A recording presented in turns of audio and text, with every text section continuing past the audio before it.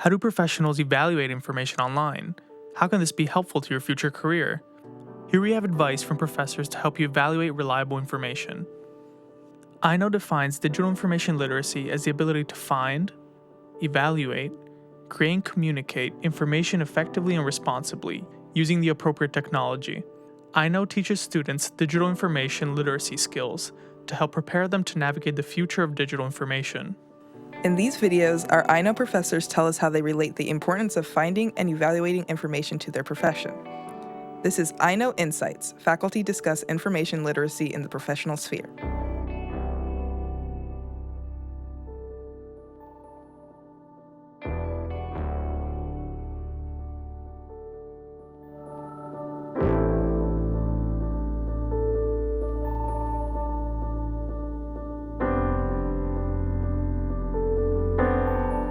The way that I integrated this program into my course was I asked students to go find a popular news article, something that's published for the general public about some kind of scientific topic, some kind of important, relevant new piece of information that's coming out, and then go into the scientific literature to see how the reporters have translated scientific information to the general public. And that's hard, that's really hard to do.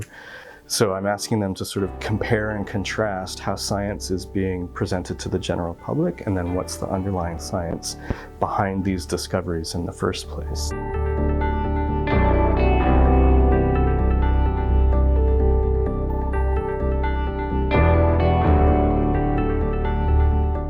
One of the really important things about being a scientist is not only being able to find the information, but also to read it yourself, read the original study and understand whether the study was done appropriately, whether the conclusions are supported by the data.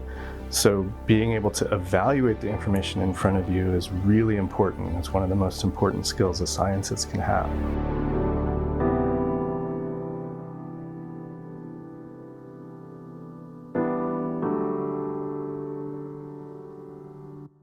I think the biggest piece of advice I have is learn how to read the primary, the peer-reviewed literature where most people publish their studies.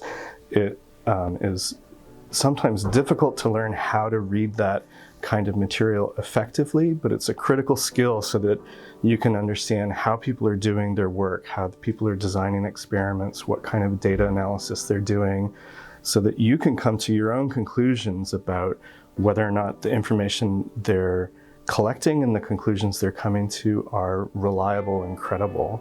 And so you have a role in this, you have a job to do, that is to be a scientist, to evaluate information with a critical eye so that you can come to your own conclusions about how reliable that information is.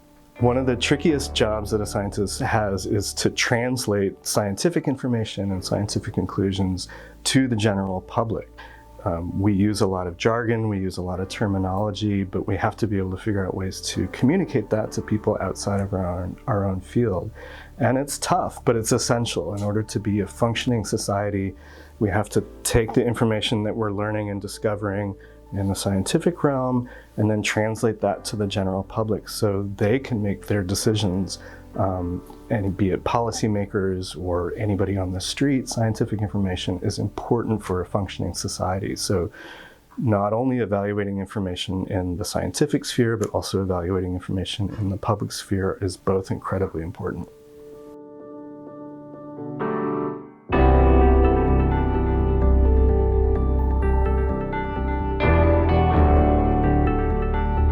Evaluating scientific information is central to just what being a scientist is. And so as you embark on any kind of scientific career, being able to evaluate the credibility of the information that's in front of you is essential. You cannot be a functioning scientist without that skill. And also you can't be effective as your own scientist, to do your own work, to design your own studies, to push the boundaries of knowledge. You need to know what came before you. So I think those kind of general skills are critically important to being good having any kind of scientific job, whether that's in academia or whether that's working for the government or a nonprofit or some kind of private industry, having those kind of critical knowledge and logical evaluation skills are essential to everything that you're going to do as a scientist in the future.